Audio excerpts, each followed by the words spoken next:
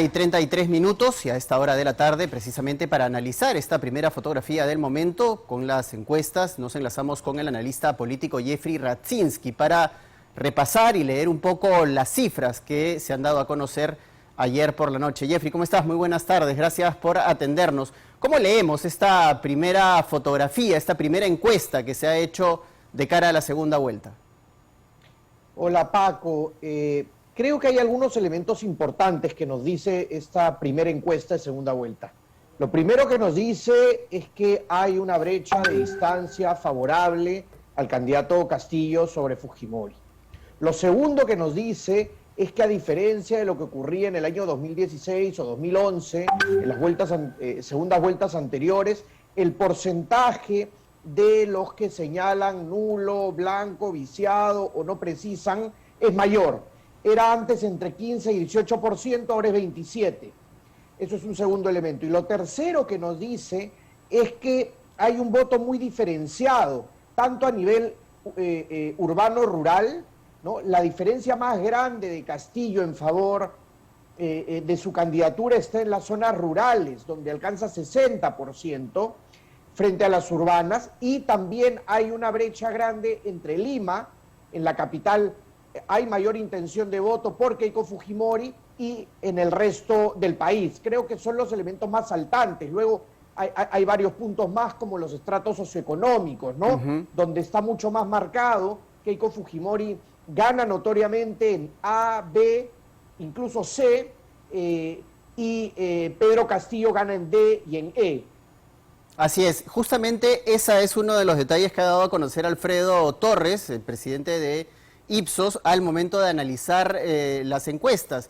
Hay una marcada diferencia entre los votantes de los sectores socioeconómicos A, B y C, que son la clase alta, la clase media, y el D y E, que son la clase más popular, donde se nota la diferencia de intención de voto de ambos candidatos. ¿Qué es lo que tienen que hacer desde el punto de vista de estrategia política ambos candidatos para poder conquistar estos bolsones que les son esquivos en este momento de la campaña, iniciando estas 8 semanas de cara a la segunda vuelta? En el caso de Keiko Fujimori, me parece que debe arriesgar más, arriesgar políticamente hablando, porque es la que va atrás, y eso lo podría hacer por varias vías. Una es proponer más debates electorales. Generalmente el que va más adelante trata de debatir menos porque tiene más espacio para perder, quiere arriesgar menos. Ahí hay un punto, digamos, que se puede concretar en algo objetivo. Por el lado de Castillo, él se da cuenta que lo que viene haciendo le da resultados. Y le da resultados no solo porque las propuestas que plantee entusiasmen.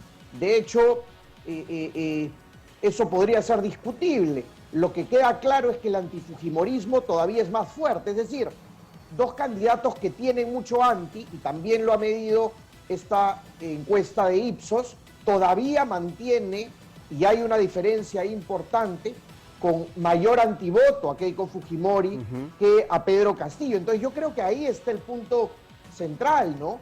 Cómo los candidatos, más que, digamos, fortalecer sus discursos positivos, cómo procuran que el antivoto del contrincante crezca. Así es, Jeffrey, y precisamente en ese punto vamos a repasar las cifras. La cifra del antivoto de Keiko Fujimori es de 55%, sigue siendo bastante alto, a pesar de que se ha reducido en comparación con la primera vuelta. Y la de Pedro Castillo es 33%, es decir, hay más del 20% de diferencia entre un candidato y otro. ¿Qué es lo que tiene que hacer Keiko Fujimori para reducir este antivoto y qué es lo que tendría que hacer Pedro Castillo para hacer exactamente lo mismo? Mire, las estrategias tienen etapas, ¿no? Como bien anotaba Paco, esta es una segunda vuelta bastante larga. De hecho, todavía quedan 48 días para las elecciones. Es bastante tiempo. Han pasado 8 desde las elecciones generales. Entonces yo creo que hay distintas etapas. Si revisamos un poco la historia, generalmente era más estrecho el resultado de las encuestas o de las primeras encuestas de cara a una segunda vuelta. Había menos distancia. Pero también es cierto que hemos visto subidas y bajadas precisamente porque el tiempo es largo. Ahí creo que hay elementos territoriales. En el caso de Keiko Fujimori me parece que es muy complicado que ella revierta en el centro del país o en el sur. Pero en la costa norte, por ejemplo, que me parece el punto más saltante de esta encuesta, porque fue, digamos, el lugar, la costa norte sobre todo, donde Keiko Fujimori tuvo una votación importante en las elecciones generales y donde también ha tenido a lo largo de los años una votación importante. Así Incluso es. en el norte gana, o en este momento tiene más intención de voto Castillo. Entonces, yo creo que ahí podría fortalecer su campaña Keiko Fujimori. Claro, Por otro Alfredo lado, Torres. Pedro Castillo en Lima tiene todavía relativamente bajo respaldo, ¿no? Creo Así que es. esos son los dos lugares de cada uno por explorar más, ¿no? Alfredo Torres precisamente esta mañana en RPP hablaba de que eso ha sido la gran sorpresa de estas encuestas, ¿no? En la primera vuelta Keiko Fujimori había tenido un importante bolsón de votos en la costa norte, sin embargo, en esta primera fotografía esto se ha revertido, es decir, Pedro Castillo ha sacado una ligera ventaja, no muy grande con respecto a Keiko Fujimori, pero precisamente el norte es un bolsón electoral importante. Las regiones Tumbes, Piura y La Libertad, que han sido en otra oportunidad del fujimorismo, han girado un poco hacia Pedro Castillo, y Keiko Fujimori va a tener que hilar fino para poder recuperar ese bolsón de votos, porque además hay una población electoral muy grande en la costa norte de nuestro país que le podría ayudar a ganar la segunda vuelta. Exactamente, en términos demográficos, el norte es lo que más pesa luego de Lima. Luego viene el sur, luego el oriente y luego el centro, digamos para resumirlo. Entonces, claro, cuando nos referimos al norte, o estos estudios de opinión se refieren al norte, es la costa y la Sierra Norte. En la Sierra Norte sí el peso de Castillo es muy alto por Cajamarca precisamente, ¿no? Su lugar natal y donde ha sacado una votación muy alta.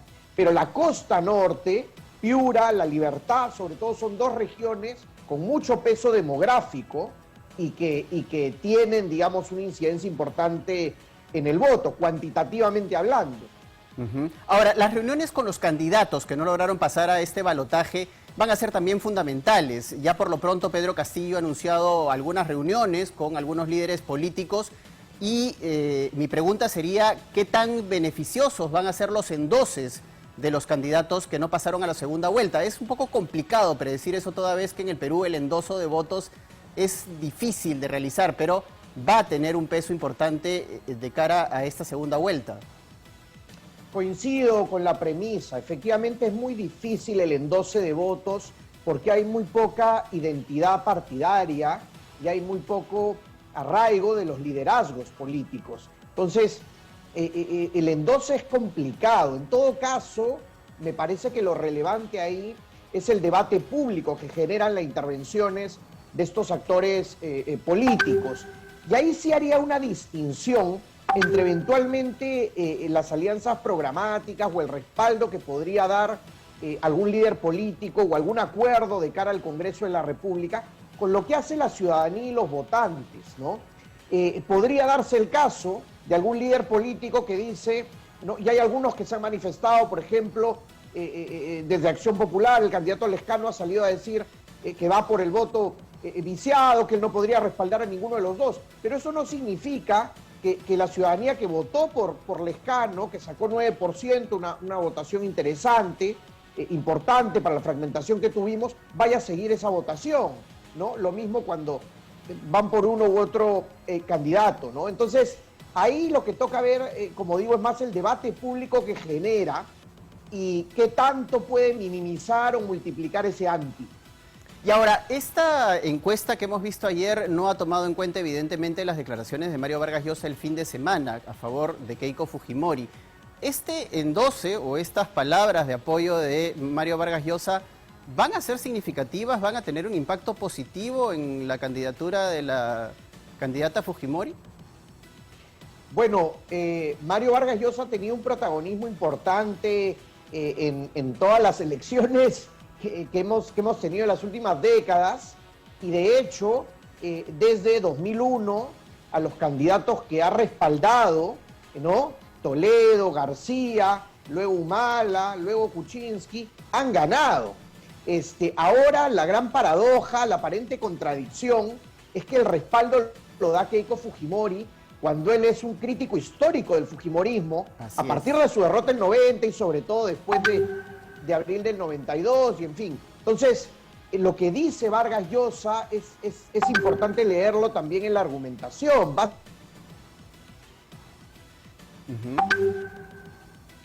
Hemos tenido un pequeño corte de la comunicación con Jeffrey Hola. Radzinski. Hemos retomado Hola. ya la comunicación. ¿Estamos? Perdón, sí, creo que se perdió la comunicación. Decía que Vargas Llosa, lo que dice en su argumentación es que Castillo representa un riesgo mucho mayor para la democracia de lo que representa Keiko Fujimori. Él, más que hacer una defensa o una reivindicación de Keiko Fujimori, lo que pone son los reflectores de alerta en Castillo de cara a preservar nuestra frágil democracia. Eso es básicamente el apunte de Mario Vargas Llosa, por lo menos lo que entiendo. Así es, efectivamente, la crónica que ha escrito Vargas Llosa o el artículo que ha escrito Vargas Llosa da una suerte de balance de los puntos flacos de ambos candidatos y cuál sería más factible de controlar en una eventual presidencia de los dos candidatos. ¿Cómo va a ser de cara, por ejemplo, a las reuniones con el empresariado, con los gremios empresariales? Por lo pronto, la Sociedad Nacional de Industrias ya anunció que va a tener una reunión con Pedro Castillo. ¿Estos acercamientos lo van a favorecer? ¿Van a ser también positivos de alguna manera para el candidato Castillo? Es un riesgo, ¿no?, en su candidatura, pero yo creo que es necesario que ambos candidatos conversen con los gremios, con las representaciones organizadas del empresariado, porque de lo contrario es inviable llevar a cabo cualquier propuesta. En el caso de Pedro Castillo, lo que toca preguntarse, y ojalá lo aclare el candidato, es qué tanta relevancia o qué tanto mueve y postula Vladimir Cerrón, que es el presidente del partido Perú Libre. Porque si uno revisa lo que se presentó como plan de gobierno, es básicamente un ideario partidario escrito por Cerrón antes de la pandemia incluso. Yo he leído completo el plan de Keiko Fujimori y de Pedro Castillo, y en el caso de Perú Libre, uno no encuentra ninguna mención sobre la pandemia, por ejemplo, sobre las vacunas, porque ha sido escrito con anterioridad y ha sido escrito más como unos lineamientos generales, programáticos de un partido, y lo que tocaría es aterrizar en cuestiones concretas que ambos candidatos deben responder, me parece, de cara a las elecciones. Así es, ciertamente lo que dices es verdad, ¿no? En el caso de Pedro Castillo no hay en el plan de gobierno ninguna mención concreta al tema de la pandemia. En el caso de Keiko Fujimori sí hay un plan que incluso la misma candidata ha planteado, que es un plan de mayor apertura, ¿no? Sin cuarentenas, con mayor cantidad de pruebas moleculares, acelerando el tema de las vacunas, etcétera, etcétera. Y ahí sí hay una diferencia sustancial. Y es algo que en esta segunda vuelta, o por lo menos en esta primera semana, ninguno de los dos candidatos ha querido tocar, ¿no? Se están centrando el debate un poco más en los modelos económicos, sin embargo, no en el tema de la pandemia, que es un tema que nos va a tocar a todos y que nos interesa a todos una vez que asuma el gobierno cualquiera de las dos candidaturas. Totalmente, y creo que es un error no darle el espacio y la relevancia, no solo por el sentido de urgencia, estamos nuevamente en un pico de fallecidos por la pandemia, sino porque esto todavía tiene para varios meses, y cuando asuma el que gane, pues seguirá siendo la prioridad nacional, y la verdad es que mi sensación es que la ciudadanía, la más informada, la más involucrada en política, pues va a seguir activamente todas estas semanas de campaña que quedan. Pero mucha gente, millones de peruanos, ya tienen los resultados y vuelven nuevamente a la gran preocupación cotidiana del desempleo, del familiar con COVID, de los hijos sin poder ir a la escuela y teniendo educación a distancia, algunos con mayor capacidad que otros, y probablemente se reenganchen faltando 2 semanas para votar. Entonces, me parece que el elemento central para involucrar a la ciudadanía y para captar atención es hablar sobre la pandemia, y esto en general para ambas candidaturas. Claro, y en ese punto, Jeffrey, es sumamente importante que las personas tomen en cuenta el tema de la pandemia porque de eso también depende la llamada reactivación económica. Es decir, si no podemos de alguna manera gestionar de manera eficiente el manejo de la pandemia que todavía tiene para varios meses más, no se va a poder hablar de una manera concreta de una reactivación económica y no se van a poder realizar los cambios estructurales que ambas candidaturas plantean desde sus respectivas orillas. Efectivamente, y el mundo nos da evidencia de eso. Veamos los países que están avanzando mucho más rápido con su vacunación, cómo están volviendo, digamos, a mayor capacidad de producción, y no solo me refiero en lo económico, veamos lo educativo, ¿no? Y la dinámica social en general. Entonces, no podemos desligar las cosas. Y hay un asunto ahí pendiente que es abordado, digamos, de manera tangencial, que no es el tema principal en ambas candidaturas y que a mí me sorprende en un escenario de tanta crisis y de tantos miles de fallecidos que lamentablemente hemos tenido en el país. Así es, y hablando objetivamente, tenemos que hablar también del descontento de las personas, porque no podemos negar que este voto que ha tenido Pedro Castillo en la primera vuelta, este 19%, de alguna manera es un reflejo del descontento que ha habido sobre todo en el interior del país. Es decir, un modelo que si bien en los últimos 30 años nos ha garantizado crecimiento, no nos ha garantizado desarrollo y que las personas no han visto, no de manera cotidiana, reflejados en su propio bienestar. Es decir, no hay una salud pública eficiente, no hay una educación pública eficiente y hay una serie de elementos del mismo modelo que están haciendo un poco de agua y que la candidata Fujimori debería aprovechar en ese tema porque el candidato Castillo ha aprovechado el descontento para jugar a favor de su propia candidatura.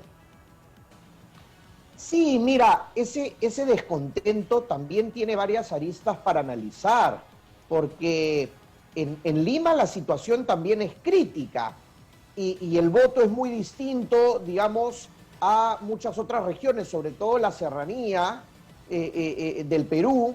Si uno revisa y las reflexiones que hacemos, en alguna medida se parecen también a las que hacíamos hace 10 años, en el año 2011 o probablemente en el año 2006. Y a lo que volvemos es que seguimos, digamos, sustancialmente sin resolver algunos elementos estructurales que tampoco se van a resolver si no salvaguardamos la institucionalidad y la democracia, y eso cabe para ambas candidaturas. Digamos, es muy frágil nuestro sistema. Ese descontento tiene varias líneas de lectura. Tocaría preguntarse con qué es el descontento, porque hay descontento con las autoridades, hay descontento con el tipo de trabajo, hay descontento con los servicios públicos, pero hay descontento también con la sensación de impunidad. Entonces, es un descontento que va en varias direcciones, me parece. Así es, y uno de los principales descontentos que no se ha hablado mucho en la campaña de la primera vuelta y no se ha hablado tampoco en los primeros días de esta campaña es el tema de la gestión. Un tema medular, importante, porque muchísimas regiones que tienen muchísimo dinero, producto del canon, por ejemplo, no están ejecutando adecuadamente los fondos que tienen. Y el gobierno central no se ha preocupado por hacer que los gobiernos locales, ya sea municipales o regionales, puedan gestionar de manera adecuada este dinero. Por ejemplo, hay algunas regiones con muchísimo dinero producto del canon que no ejecutan ni siquiera el 30% de su presupuesto y eso evidentemente se traduce en malestar de la población. Así es, hay un problema de gestión muy grande y eso contrasta con una propuesta que, por ejemplo, le he escuchado al candidato Castillo y se lee también en este ideario, más que plan de gobierno que escribe aparentemente Vladimir Cerrón, donde dice que pretende transferir parte de esa gestión en el... Nuevamente hemos tenido un corte en la comunicación con Jeffrey Radzinski, pero estamos hablando de la gestión de los recursos públicos en las regiones de nuestro país. En breves instantes vamos a retomar la conversación con Jeffrey, ¿ya está? Y estábamos hablando, Jeffrey, precisamente del tema de la gestión en las regiones en medio de esta segunda vuelta. Sí, perdón que hubo un problema con la comunicación. Decía que efectivamente, como señalas, hay muy ineficiente gestión subnacional de los gobiernos regionales y locales. Por eso me llamaba la atención esta propuesta que está en el diario, firmado por Vladimir Cerrón, sobre la participación de los gobiernos regionales en la actividad minera. Y yo me pregunto si esos gobiernos regionales que han mostrado gran ineficiencia para ejecutar, como anotabas en la introducción y en tu pregunta, podrán gestionar la gran actividad minera. Pues no parece, digamos, un buen antecedente para plantearlo. Entonces, ahí hay un tema más ligado a quizás lo que decías antes sobre el descontento, ¿no? Es ese rechazo a la autoridad, es esa búsqueda de cambio. La gran pregunta es: ¿cambio a qué? ¿Cambio cómo? Claro, y precisamente cuando hablas del tema de las materias primas, el cobre está alcanzando cifras récord en el nivel, en el mercado internacional, y nuestro país está quedando un poco rezagado precisamente porque hay proyectos mineros que están paralizados desde hace muchísimos años y precisamente no se está impulsando o no se está enfocando el tema de promover la extracción minera responsable y que pueda beneficiar sobre todo a las comunidades alrededor de los yacimientos mineros. Totalmente, totalmente. La minería es fundamental en un país como el nuestro, y el contraste es brutal entre la producción con la minería de más altos estándares, en muchos casos estándares mundiales, frente a pobreza muy grande que se ve en las áreas y en las zonas de influencia, ¿no? Y ahí nuevamente se crea una confusión, digamos, respecto a funciones de la empresa privada y del propio Estado, ¿no? Se le termina reclamando muchas veces a empresas privadas sobre servicios públicos elementales que el Estado debería garantizar, de vías de transporte, por ejemplo, o seguridad mínima, o agua, desagüe.